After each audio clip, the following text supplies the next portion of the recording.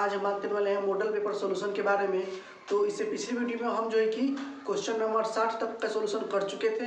तो चलिए आज का हमारा 61वां जो क्वेश्चन है कि 1/2 प्लस 1/3 प्लस 1/6 प्लस 9 पदों का योग है। देखिए योग के लिए जो आपका जो फॉर्मूला होता है वो होता है Sn n/2 2a plus n-1 into D. देखिए अब इसमें हमको n चाहिए, a चाहिए और d चाहिए।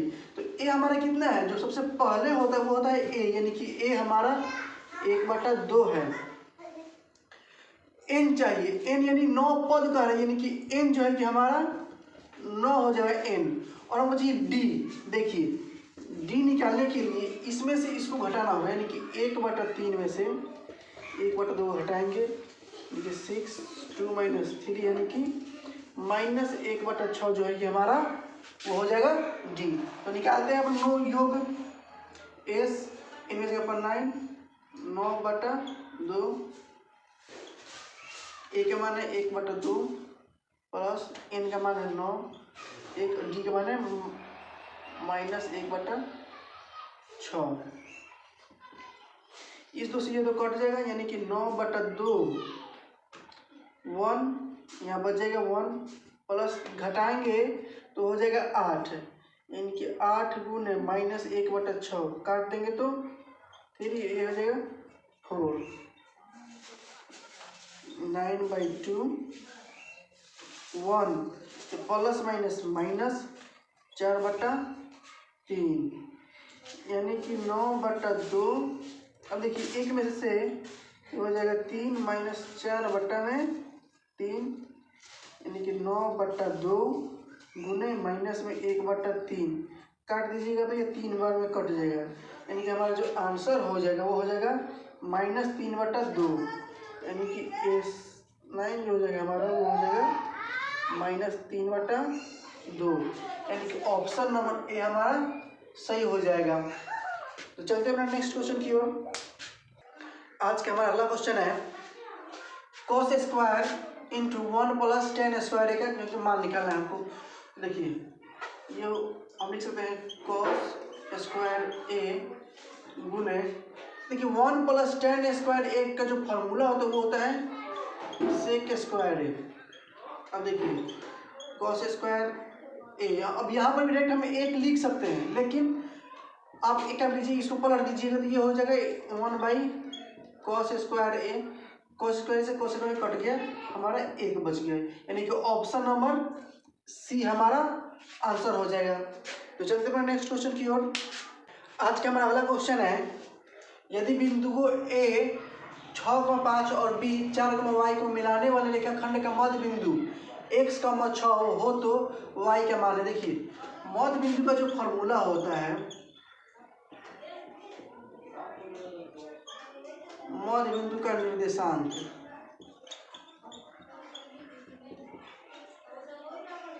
उसका जो फॉर्मूला है वो होता है x1 + x2/2 y1 + y2/2। और यहाँ इसका जो मान है वो कितना है, मध्य बिंदु का मान है x, 6, ये x का मान और ये y का मान।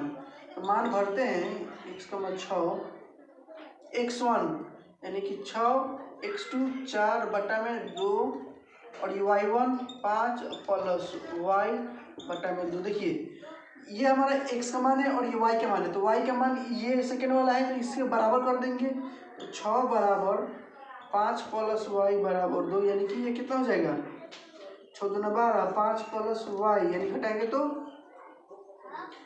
12 में 5 गया, बच गया 7 बराबर y का जो मान है वो हमारा 7 हो गया, यानी कि ऑप्शन नंबर सी हमारा आंसर हो जाएगा। चलते हैं अगले क्वेश्चन की ओर। आज का हमारा अगला क्वेश्चन है किसी त्रिभुज के शीर्ष बिंदुओं के निर्देशांक 4,6, 0,4 और 5,5 है, इसके केंद्रक का निर्देशांक होंगे। देखिए केंद्रक का निर्देशांक का जो फॉर्मूला होता है, त्रिभुज के केंद्रक के निर्देशांक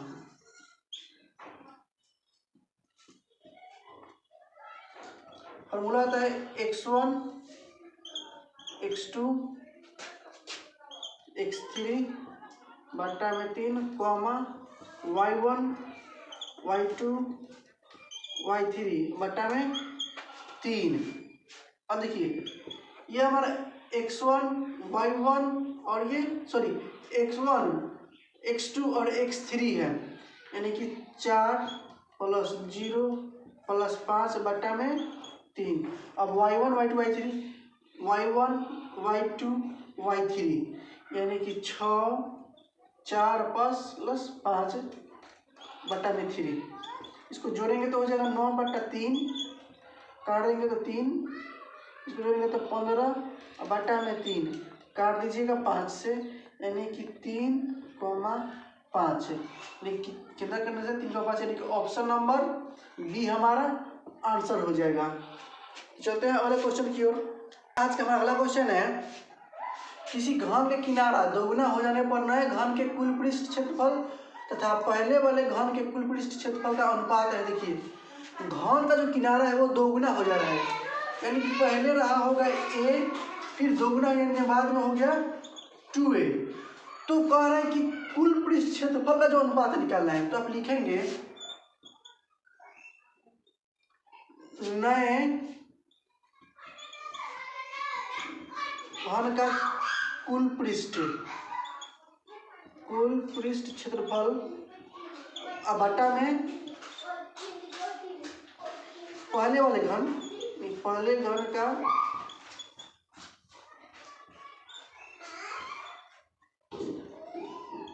कुल पृष्ठ क्षेत्रफल।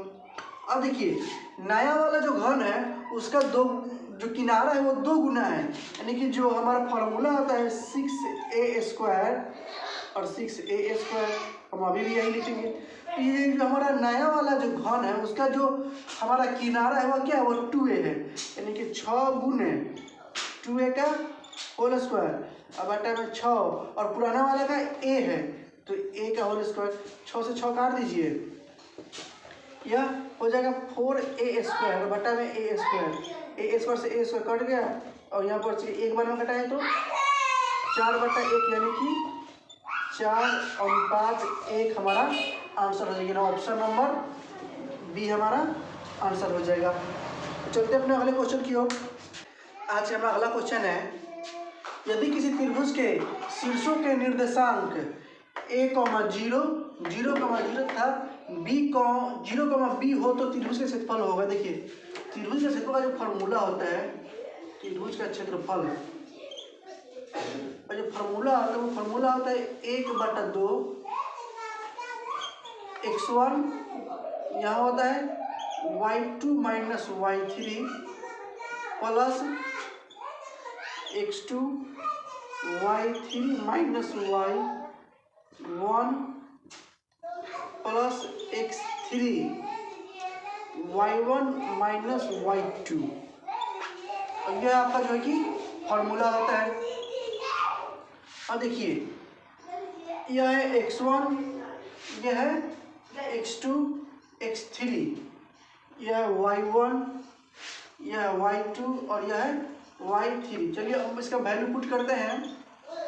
x1 हमारा a है, यह जो कि हमारा x1 है यानी कि a, y2 जो हमारा है 0 है, y3 हमारा b है तो b plus x2।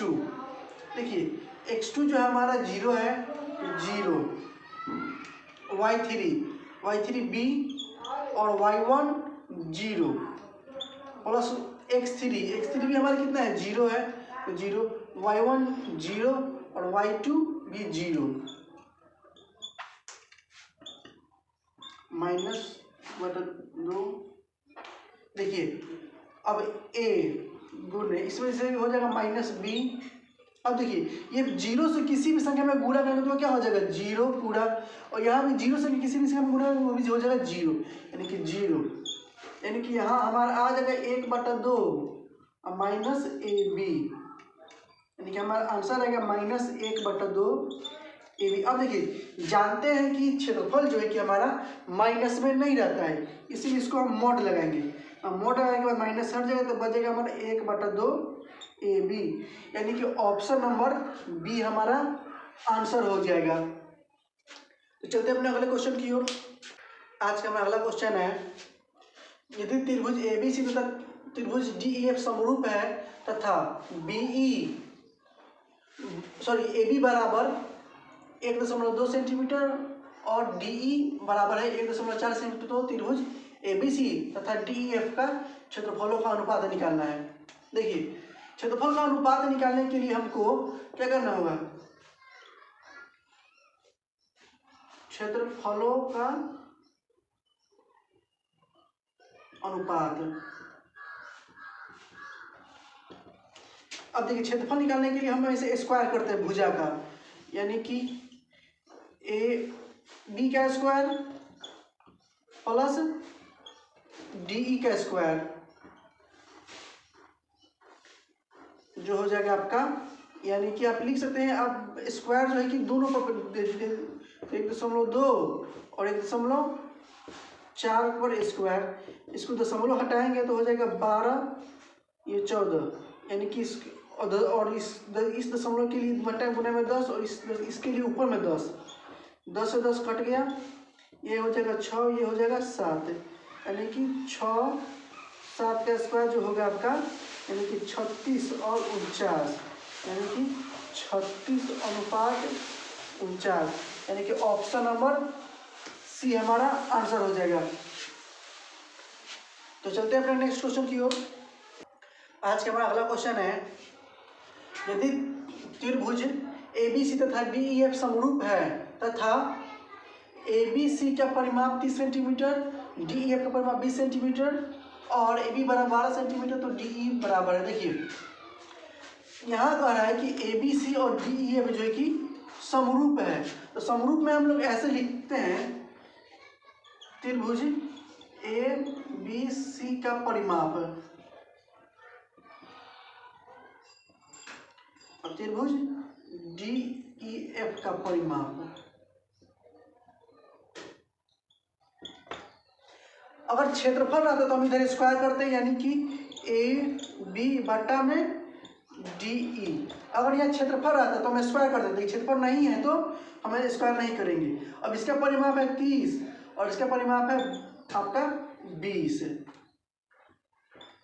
A B है हमारा 12 और डी ई हमको नहीं मालूम है डी ई। अगर इसे काटेंगे तो 10 3 30 और 10 नहीं से, अब 3 से काट दीजिए, इसको कट जाएगा आपको 4 बार में।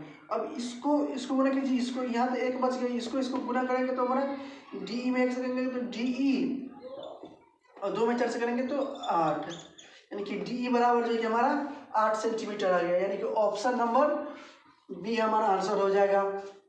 चलते हैं अपने अगले क्वेश्चन की ओर। आज का हमारा अगला क्वेश्चन है, किसी बाह्य बिंदु P से किसी वृत्त पर PQ और PR दो स्पर्श रेखाएं हैं, यदि PQ बराबर 6 तो PR बराबर। देखिए मान लीजिए कि यहाँ वृत्त है, इसका सेंटर बना देते हैं O। अब इस वृत्त पर जो है कि बाह्य बिंदु P, यहाँ मान लेते हैं कि P कोई बिंदु है, स्पर्श रेखा, यानी कि स्पर्श रेखा कुछ इस तरीके से होगा, 2 स्पर्श रेखा है तो कुछ इस तरीके से स्पर्श रेखा होगा। अब देखिए, अब एक स्पर्श मान लेते हैं कि यहाँ पी क्यू और ये पी आर है, ये हमारा त्रिज्या मान लेते हैं कि आर है। देखिए अब चूंकि हम जानते हैं कि यह जो है कि हमारा 6 सेंटीमीटर है, और हम जानते हैं कि जब भी किसी वृत्त पर 2 स्पर्श रेखा खींची जाता है तो दोनों स्पर्श रेखा जो होती है वो कि बराबर होती है, यानी कि अगर पी क्यू 6 है तो पी आर भी कितना होगा हमारा 6 सेंटीमीटर होगा, यानी कि हमारा पी आर जो है कि हमारा वो 6 सेंटीमीटर होगा, यानी कि और पूछ क्या रहा है पी आर, यानी कि ऑप्शन नंबर सी हमारा आंसर हो जाएगा। तो हमारा क्योंकि 2 जो स्पर्श रेखा वो आपस में बराबर होता है। तो चलते अपने अगले क्वेश्चन की ओर।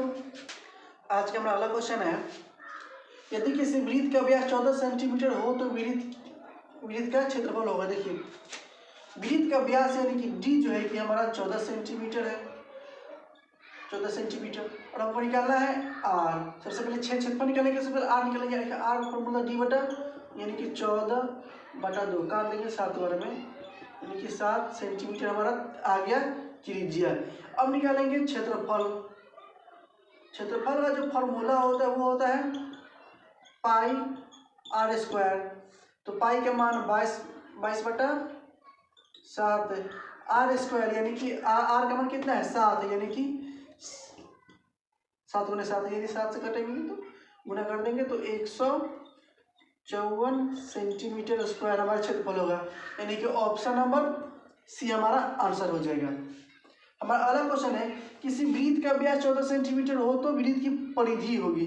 अब देखिए जब हमारा व्यास यानी कि डी 14 सेंटीमीटर है तो हम ऊपर भी निकाले हैं व्यास हमारा इसमें 14, तो हमारा आर क्या होगा, हमारा जो आर हो जाएगा वो हो जाएगा d/2 यानी कि 14/2 7 सेंटीमीटर आर।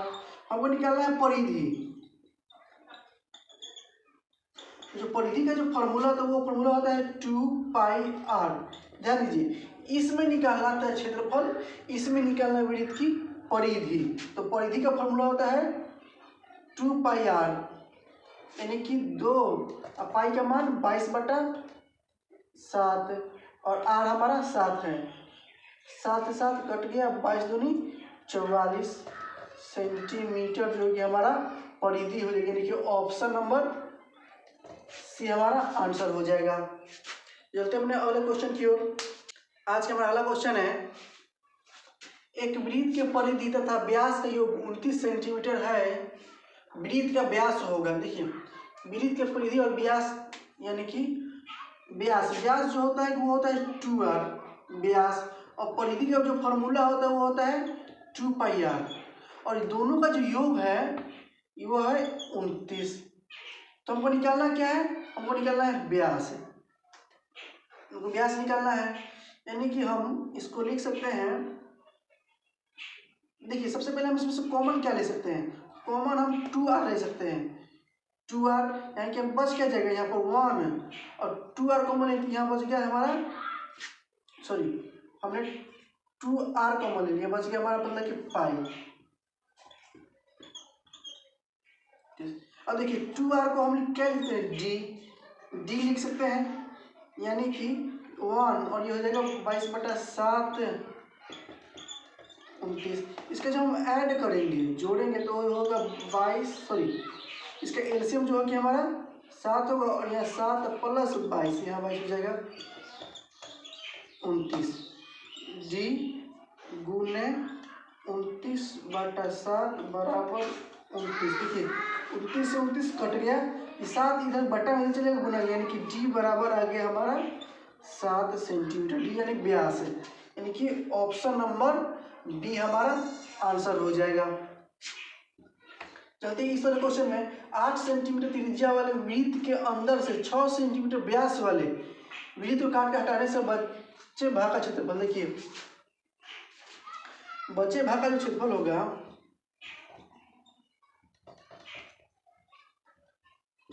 बचे भाग का क्षेत्रफल जो होगा हमारा, हम लिखते हैं इसको पाई आर स्क्वायर,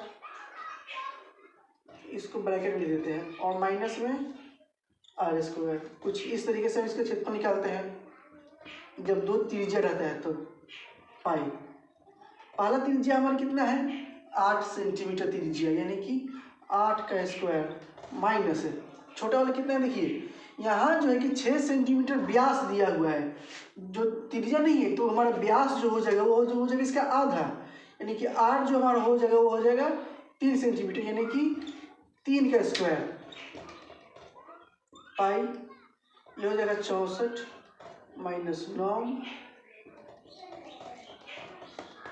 55, यानी कि हमारा जो आंसर होगा वो होगा 55 पाई सेंटीमीटर स्क्वायर, यानी कि ऑप्शन नंबर सी हमारा आंसर हो जाएगा। तो चलते हैं अपने अगले क्वेश्चन की ओर। आज का हमारा अगला क्वेश्चन है यदि एक समबाहु त्रिभुज का क्षेत्रफल 4√3 सेंटीमीटर स्क्वायर है तो इसकी प्रत्येक भुजा होगी। देखिए समबाहु त्रिभुज का क्षेत्रफल, समबाहु त्रिभुज का जो क्षेत्रफल होता है वो है 4√3, और इसका जो क्षेत्रफल का जो फॉर्मूला होता है वो होता है √3/4 भुजा का स्क्वायर और 4√3। देखिए बराबर में इसको लिखेंगे, √3 से √3 कट गया। अब देखिए 4 बट्टा में था, दोनों जगह तो गुना में, और भुजा स्क्वायर हमारा रह जाएगा 4 × 4। अब देखिए यह जो स्क्वायर उधर जगह तो √4 चढ़ जाएगा, यानी कि भुजा बराबर हो जाएगा √4 × 4। अब 2 4 में से 1 4 बाहर आ गया, यानी कि जो भुजा बराबर हो जाएगा हमारा वो हो जाएगा 4 सेंटीमीटर, यानी कि ऑप्शन नंबर सी हमारा आंसर हो जाएगा। तो चलते हैं अपने अगले क्वेश्चन की ओर। आज का हमारा अगला क्वेश्चन है, यदि sin 3a बराबर cos a - 10 डिग्री तथा 3a न्यून कोण है तो a बराबर, देखिए इसको लिख सकते हैं हम sin 3a बराबर cos a - 10 डिग्री। देखिए हम एक फॉर्मूला जानते हैं cos, नहीं इसको लिख सकते हैं हम cos 90 डिग्री माइनस 3a बराबर cos a माइनस, इसको ऐसे लिख सकते हैं, साइन का ये जो फॉर्मूला होता है cos से cos काट दीजिए तो हो जाएगा 90 डिग्री माइनस 3a बराबर cos से cos कट गया तो a माइनस 10 डिग्री। अब देखिए a इधर भी है और a इधर भी है, इस वाले 3 को हम इधर ले चलते हैं और इस वाले 10 को इधर ले आते हैं, लेकिन इधर 90 है और ये माइनस में है ना, इसको इधर लाइए प्लस में हो जाएगा 10a। यहाँ 3a जो है कि माइनस में है, इधर जाएगा तो प्लस में, देखिए इसको जोड़ेंगे तो 100, इसको जोड़ेंगे तो 4a, 4 से काट दीजिए इसको 100 को 25 बार में, यानी कि a बराबर हमारा हो गया 25 डिग्री, यानी कि ऑप्शन नंबर बी हमारा आंसर हो जाएगा। हमारा अगला क्वेश्चन है, त्रिभुज ABC में AC स्क्वायर बराबर AB square plus B square तो कोण B का माना। देखिए त्रिभुज ABC बनाते हैं,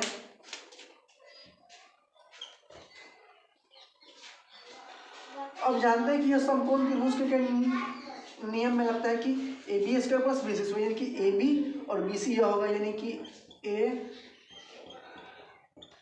ABC, यह AB BC और यह AC, यानी कि यह जो है यानी कि B यहाँ होगा बीच में, तो अभी तो हमारा AB स्क्वायर BC स्क्वायर जुड़कर हमारा AC स्क्वायर बनेगा, यानी कि AC स्क्वायर जो होगा हमारा AB स्क्वायर और BC स्क्वायर, यानी कि इस दोनों और इस दोनों को हम जोड़कर स्क्वायर में, यानी कि यह जो कोण जो हो जाएगा हमारा 90 डिग्री होगा, तो अभी हम इस दोनों को जोड़कर ऐसा फॉर्मूला लिख सकते हैं, यानी कि यह जो होगा 90 डिग्री कोण होगा, यानी कि ऑप्शन नंबर ए हमारा आंसर हो जाएगा। कोण बी बराबर जो हो जाएगा हमारा 90 डिग्री, यानी ऑप्शन नंबर ए हमारा सही हो जाएगा। तो चलते हैं अपने अगले क्वेश्चन की ओर। आज का हमारा अगला क्वेश्चन है, एक बिंदु Q से एक वृत्त पर स्पर्श रेखा की लंबाई 24 सेंटीमीटर है तथा Q का केंद्र से दूरी 25 सेंटीमीटर है तो वृत्त की त्रिज्या है। देखिए सबसे पहले एक वृत्त बनाते हैं, वृत्त हो गया, इसका जो है कि एक बिंदु Q से वृत्त पर स्पर्श रेखा खींचेगी, यहाँ मान लीजिए यहाँ Q है और इस बिंदु से कि एक स्पर्श रेखा जो है कि खींचा गया, और यहाँ मान लीजिए कि हमारा केंद्र है, केंद्र से भी इसका जो दूरी है और ये हमारा यहाँ से त्रिज्या r। अब देखिए अब क्वेश्चन पढ़ते हैं, एक बिंदु Q है, एक वृत्त पर स्पर्श रेखा की लंबाई 24 है, और स्पर्श रेखा इसको बोलते हैं, ये जो कि हमारा 24 सेंटीमीटर है तथा Q का केंद्र से दूरी, Q का केंद्र यहाँ है, केंद्र से दूरी जो है कि 25 सेंटीमीटर है। तो पूछ रहा है कि वृत्त की त्रिज्या यानी कि यहाँ से r निकालना है।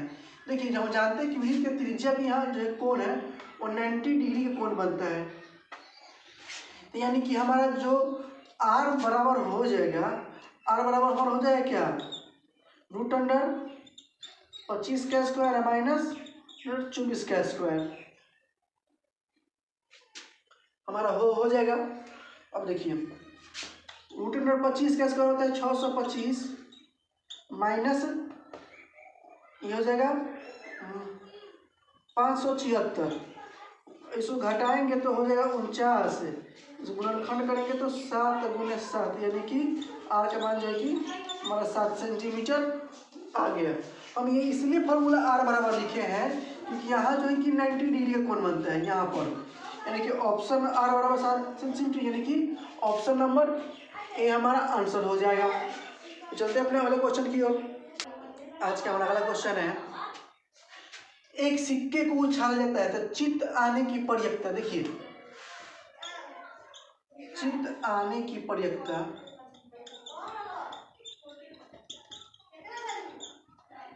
अब देखिए चित्त आने की जो प्रयत्ता है, देखिए हम जब सिक्का को उछालते हैं तो या तो आएगा चित्त या तो पटेगा, तो दो ही चीज आ सकता है, यानी कि कुल संभव परिणाम 2, और हमको क्या चाहिए चित्त, यानी कि एक ही चीज चाहिए, यानी कि 1, यानी चित्त आने की प्रयत्ता 1/2, यानी कि ऑप्शन नंबर बी हमारा आंसर हो जाएगा।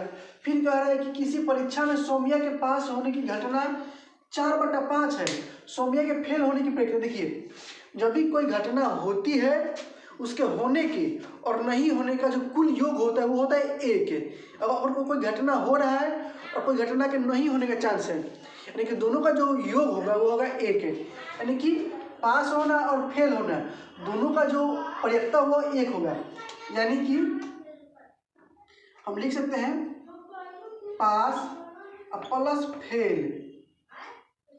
बराबर 1।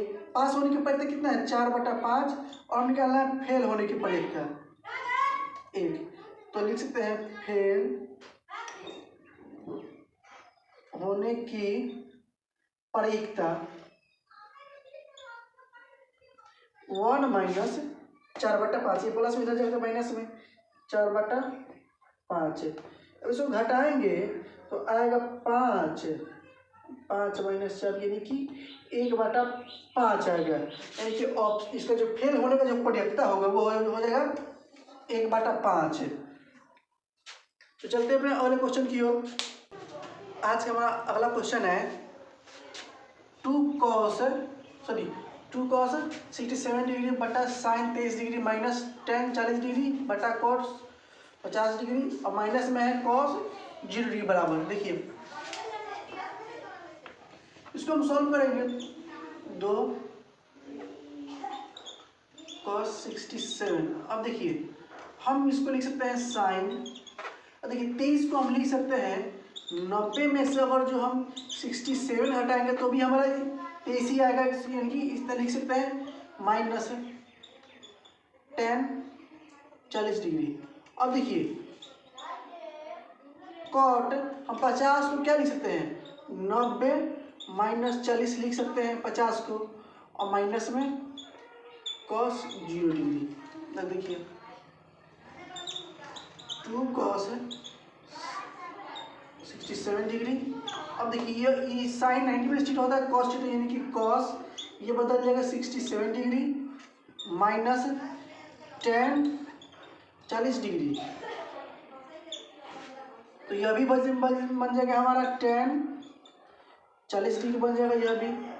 अब जानते हैं कि cos 0 डिग्री का वैल्यू होता है 1, यानी इसको काट देंगे तो 1 ये कट गया हमारे एक बार में, यानी कि यहाँ 2 है तो 2 रह जाएगा, यानी कि माइनस में 1 और माइनस में 1 है, यानी कि 2 - 2 बराबर 0, यानी कि ऑप्शन नंबर डी हमारा आंसर हो जाएगा। तो मिलते हैं अगले वीडियो में इसके बाकी के ऑब्जेक्टिव के साथ। जय हिंद।